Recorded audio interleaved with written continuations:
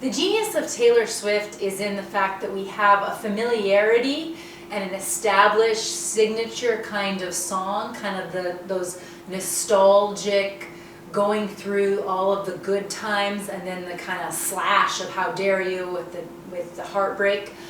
We have a very set, like we have the details of every move and the nostalgia and the poignancy. That's kind of her set, predictable, familiar, reliably good part.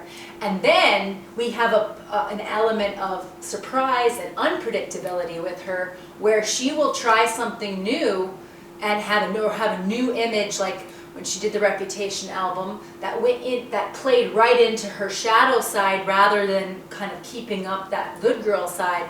And so having every album have the potential to both surprise and predictably comfort us is why she is successful, because she hits that sweet spot. And a lot of people underestimate Taylor Swift. They have an annoyance because for a while it seemed as though she was in that phase that everyone is in, especially actually the people putting her down, but in that phase of always acting like she is the victim at the whim of bad people. But then she started to have self-deprecating, and like with Blank Space, she started to poke fun at her own persona and the assumptions people had, and then with her own shadow, and then by the time we get into her era now of that anti-hero song, we're having her talk about how she's the problem. We're having that sense of her knowing that she can't always play the same role and that she's going to have to evolve. And so we have a lot we have a lot of character development with each of her albums, and so the marketing with them lends itself to different phases of when she's cynical, when she's nostalgic, when she's really kind of more glitter gel pen. Like she'll talk about how certain songs of hers are a glitter gel pen song, so it's got that kind of iridescence, and then other songs are like a quill, kind of like the folklore, alternative, that kind of thing. And anyway, the genius of her is that she is also so often underestimated that she can always use that to rise above it, because the essence of Taylor Swift is about, she's a writer. Her songs have always been well written, and so it's not like people like carry on about the voice, they carry on about the singles.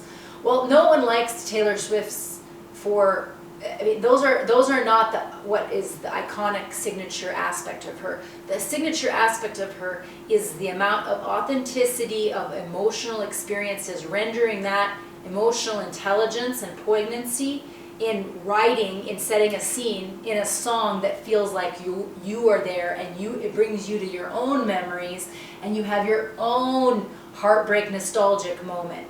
And so like when people would act like for instance, Taylor Swift often releases singles that are actually not signature of her at all.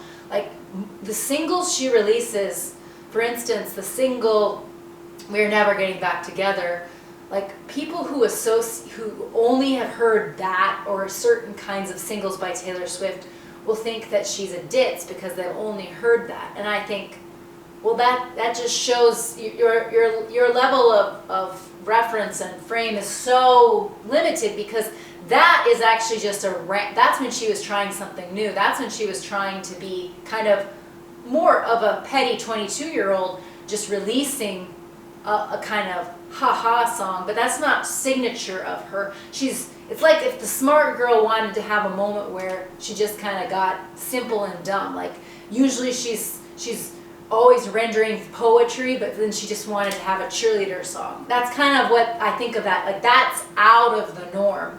And same with that song, "You Need to Calm Down," and same with that song, "Me." Those are songs that are not exemplary of Taylor Swift. They're actually the surprise, going outside of her usual. But because she releases them as singles, then people will start to associate that as exemplary of her, which is why the only thing that I think she does wrong is release too many ditzy dippy songs like that, because most of her fans are obsessed with that level of nostalgia heartbreak songs. Like on that Lover album, the singles that were released, Me, You Need to Calm Down, no one cared for those. The iconic songs on those albums are Cornelia Street, Cruel Summer. Like those are the ones that people lose their mind over in the concerts. And that's the thing is, and same with the Red album, she released that song 22 and We Are Never Getting Back Together. And they're bops, like they're fun, like I enjoy them, but they have never been demonstrative and exemplary of Taylor Swift's signature, which is and has always been that kind of detailed, precise, emotionally resonant writing that brings you into a scene and makes you remember nostalgic, poignant details. So, but the great thing about her is all the moods you're in. If you want to be a petty 13-year-old, you can have a song for that. If you want to be in that nostalgic, really getting into the story, there's albums for that. If you want to have that upbeat hope, there's that. If you want to really get into your shadow and be talking about revenge and thinking about revenge, there's that. There's so many layers of characters and drama, and that's why it's so delightful. And so her marketing genius lies in what is signature and predictable, and what continues to surprise us and delight us, because surprises always delight us. Unpredictability is power. Whenever people think they can predict you, they pay less attention to you, because they just kind of they think, oh, I got her figured out. And that's why when you can continually surprise people, they pay more attention. They just have to. They have to be vigilant because they don't know what you're going to do.